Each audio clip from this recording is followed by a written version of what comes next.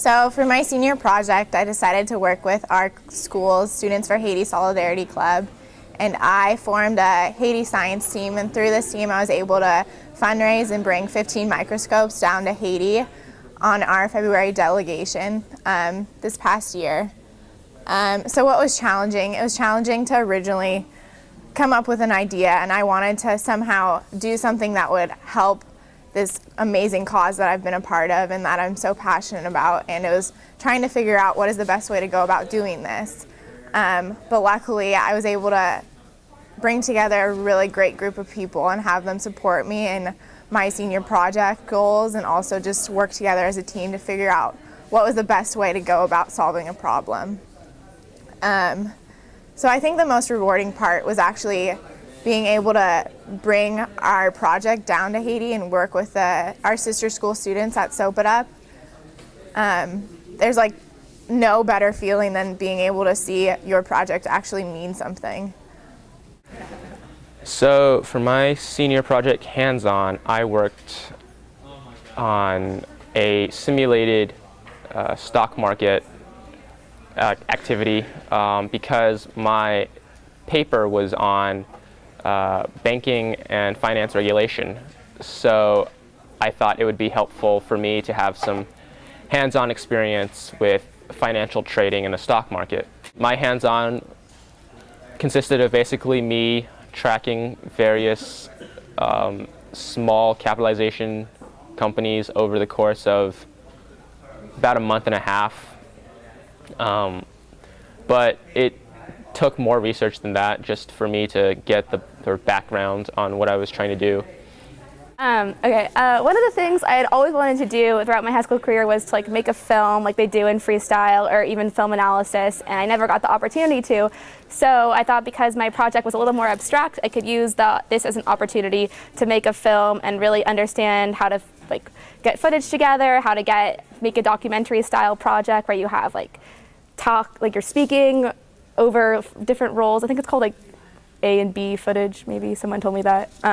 So I got to use this as an opportunity to do something I'm passionate about that wasn't necessarily related to my project, but I could use as a hands-on application. So I'm Blaine, and for my senior project I focused on rites of passage for teenagers, and I was just really interested in this idea that for a lot of human civilization, societies and cultures have used these very time-limited, meaningful rites of passage as a ways to bring people from childhood and into adulthood.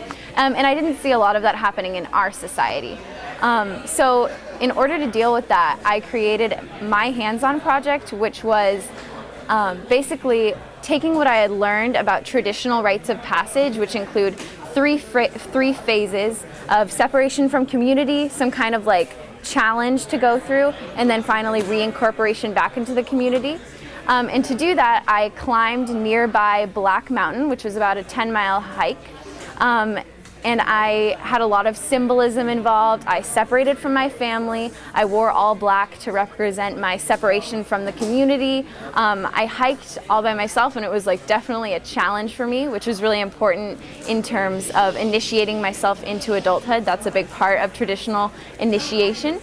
So I got to the top and I reflected on my life for about 2 hours, which was pretty major, but just thinking about my childhood as I progress into adulthood and make the next transition into my life. And then to fulfill the reincorporation into my community aspect of traditional rites of passage, I actually asked my friends to create a celebration for me after I had finished my challenge. And so I got to the bottom of this pretty massive hike, and I was greeted by my close friends with balloons and a tent, and they did all this symbolic stuff for me, like dousing me with water and painting my face. And so it was just a really, really nice way to end my challenge and recognize my shift into adulthood.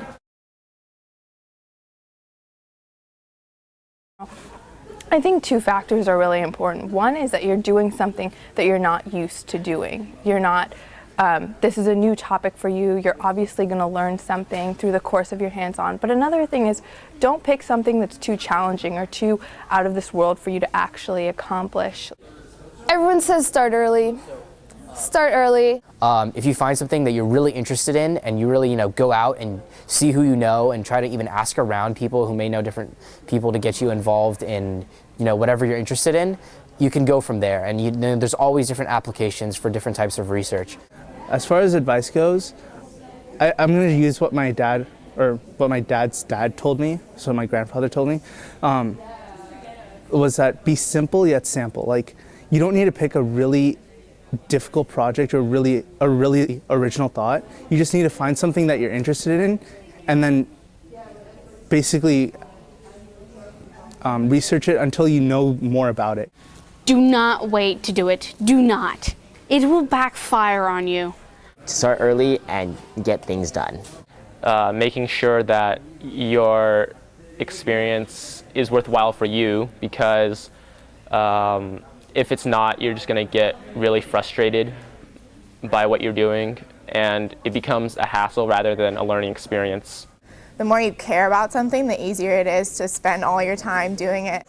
Try to think about something that will really enrich you as you go through this very hard transition between childhood and adulthood, and as you complete your senior year, looking forward, what's going to help you long term, and not just something learning more about a particular subject is often great, but how emotionally can this project serve you in the future?